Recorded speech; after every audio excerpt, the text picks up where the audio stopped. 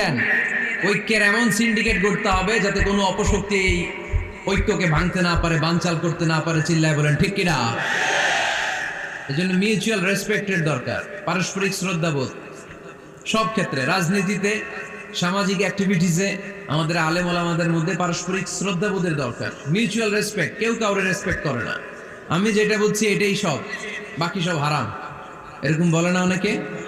এরকম যেন না করি। তাহলে মসজিদ সবার, মসজিদ আল্লাহর হাবিব সাল্লাল্লাহু আলাইহি ওয়াসাল্লাম খ্রিস্টানদেরকে মসজিদে ঢুকতে দিয়েছেন, আর আমরা মুসলমান ভাইয়ের জন্য মসজিদে তালা ঝুলাই দেই, আছে না নাই?